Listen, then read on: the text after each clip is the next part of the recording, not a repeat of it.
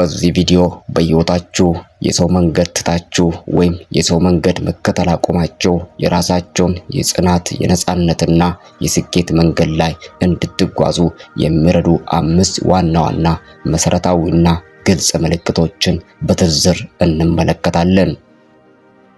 እነዚህ ምልክቶችን ስትሰሙና ስትመለከቱ ለመተግበር አትፍሩ፣ አትጨነቁ፣ ግራም አትጋቡ። ልብ በሉ፣ እነዚህ 5 ምልክቶች እናንተን ለማስደነገጥ ወይም ደግሞ ለማስጨነቅ ሳይሆን እናንተ በሙሉ ልብ በጀመራችሁትን መንገድ ላይ ብቻችሁን እንድትጓዙ የሚረዱ በጥበብ የተሞሉ ምክር ናቸው። ህይወት የራስ መንገድ ነው፣ ግን ብዙ ጊዜ ሌሎችን እየተመለከትን እንጓዛለን። እነሱ የሚለብሱትን እንለብሳለን፣ የሚናገሩትን እንደግማለን፣ የሚመርጡትን እንመርጣለን። እንደዚህ ሲሆን ግን የራሳችን ማንነታችን እናጣለን። አዎ ወዳጄ ወይ ሰዎችን መከተል ቀላል ነው፣ ምክንያቱም ማሰብ አያስፈልግም። የሌላ ሰውን መንገድን ብቻ ትደግማለህ። ግን ራስን መከተል ድፍረት፣ እምነት፣ ትዕግስትን ይፈልጋል።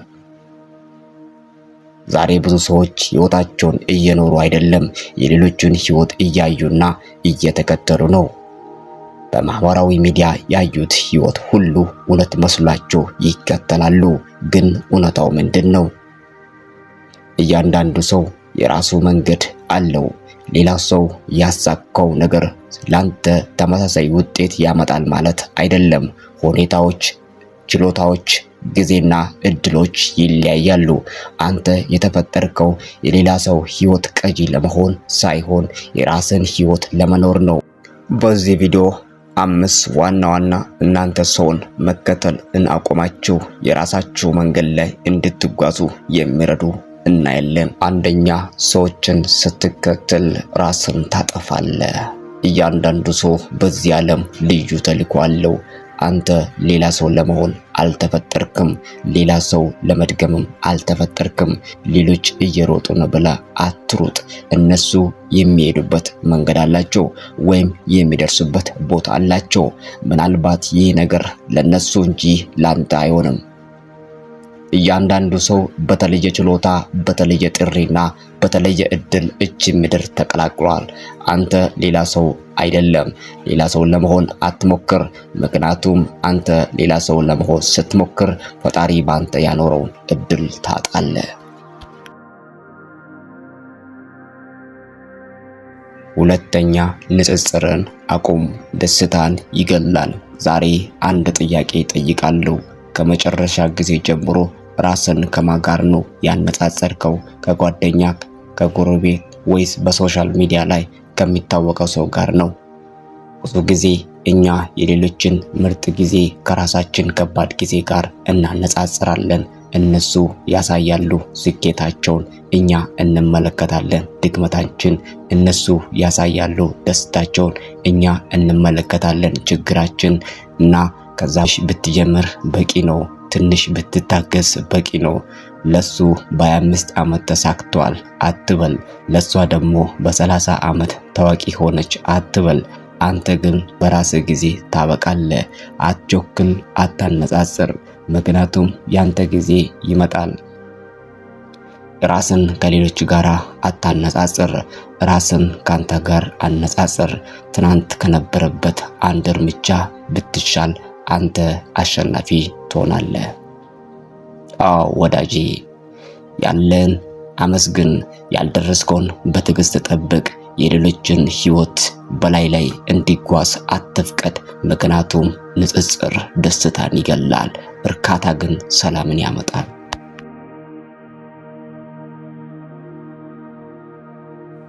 ሶስተኛ፣ ተከታይ አቱን መሪ ሁን።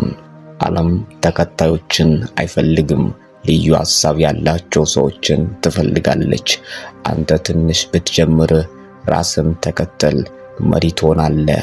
ሰዎች ብዙ ጊዜ የሌሎችን ህይወት በመከተል ይኖራሉ፣ ሲያደንቁ፣ ከህይወት ጋር ሲታገሉ ትቀመጣላችሁ ወይስ እውነታውን ትናገራላችሁ? ራስን እመን። መሪ ሁሉ ከመጀመሪያ በራሱ እምነት ይጀምራል። ራስን ካላመንክ ሌላ ማንም አያምንም። አዎ ፍርሃትን ተቆጣጠር። ይህ ማለት መሪዎች ፍርሃት የላቸውም ማለት አይደለም፣ ግን ፍርሃታቸውን ይቆጣጠራሉ። ኃላፊነትን ውሰድ። ችግር ሲመጣ ሁሉ ሰው ልጅን አትውቀስ። እኔ ነኝ ጥፋተኛ በል። ይህ የመሪነት ምልክት ነው። ራስ ላይ ራዕይ ይኑር። ተከታይ የዛሬን ብቻ ያያል፣ መሪ ግን ነገንም ያያል። አራተኛ ራስን ወቅ። ራስን ወቅ የሚለው ንግግር ከጥንት ጀምሮ እየተናገረ ያለው የንግግር ጥበብ ነው። በጥንታዊ ግሪክ ፍልስፍና ውስጥ በሶክራተስ የተዘረጋው የሐሳብ ነው። እሱም እንዲህ ይላል፣ ሰዎች ከሌሎች በፊት ራሳቸውን መርዳት አለባቸው። ዓለምን ለመቀየር ከመሞከር በፊት ራስን አስተውል። የልብን እውነትን ተመልከት። ኃይልና ድክመትን ተቀበል። ኃይልን ያወቀ ሰው ሁሉ ችሎታ አለው። አንዳንዱ በንግግር ይበልጣል፣ ሌላው በስራ ብቃት፣ ሌላ ደግሞ በፈጠራ። ኃይልን ካላወቅ ከሌሎች ጋር ትወዳደራለህ። ካወቀ ግን በራስ መንገድ ትጓዛለህ። ድክመትን ተቀበል። ራስን ማወቅ በጥሩ ነገር ብቻ አይደለም፣ ድክመትንም በመቀበል ነው። ድክመት አንተን አያወርድም፣ የሚያሳድግ ነው። ስህተትን በመቀበል እውነተኛ እድገትን ትጀምራለህ። ሴቶችን ግለጥ። ምን ነው ላንተ ከፍ ያለ ነገር? ገንዘብ፣ ክብር፣ እምነት ወይስ ቤተሰብ? እሴቶችን ካላወቅ ሌሎች ይመሩዋል። ካወቀ ግን አንተ ለውሳኔክ ግልጽ ትሆናለህ። እውነተኛ ስኬት ከራስ ጋር የሚደረግ ውድድር ነው። ዕለታዊ ራስ ግምገማ አድርግ። ዛሬ ምን ተማርኩ? ምን መሻሻል አለብኝ? ምን አድርጌ እለወጣለሁ በል። አምስተኛ ፍጥነትን አትፈልግ፣ ጽናትን ፈልግ። ሰዎች ስትከተል ፈጣን ውጤት ትፈልጋለህ፣ ግን የቆየ ስኬት በራስ ጽናት ይመጣል። ቀስ ብለህ ብትሄድ እንኳን ያንተ መንገድ ነው። በየቀኑ አንድ እርምጃ ውሰድ። ዛሬ ዓለም ሁሉ ፍጥነትን እየተከተለች ነው። ፈጣን ገንዘብ፣ ፈጣን ዝና፣ ፈጣን ስኬት፣ ሁሉም አሁን እንዲሆን ይፈልጋሉ። ግን እውነተኛው ስኬት በፍጥነት አይመጣም፣ በጽናት ይመጣል። ፍጥነት ውጤትን ሊያሳይ ይችላል፣ ግን የሚቆይ ውጤት ሊያሳይ አይችልም። ጽናት ግን ቀስ ብሎ ይሄዳል፣ ነገር ግን ስር ይዘራል። እንደ ዛፍ ነው። ዛፍ በአንድ ቀን አያድግም። ዘር ይዘራል፣ ውሃ ይጠጣል፣ ፀሐይም ይቀበላል። ጊዜ ይወስዳል፣ በመጨረሻ ግን ጥላ ይሰጣል፣ ፍሬም ያፈራል። ብዙ ሰዎች ስኬትን በፍጥነት ለማግኘት ሲሞክሩ የጀመሩትን መንገድ ያቋርጣሉ። እስከ መጨረሻ የሚደርሱት ግን የፈጠኑት ሳይሆን የቆዩት ናቸው። እንደ ቶማስ ኤዲሰን ዛሬ ዓለምን በብርሃን ያሸባረቀው የሚገኘው ብርሃንን በአንድ ጊዜ አይደለም ያሳካው። ለሰው ልጅ ብርሃንን እንዲፈጠር ብዙ ጊዜ እንደተሞከረ ታሪኩ ይናገራል።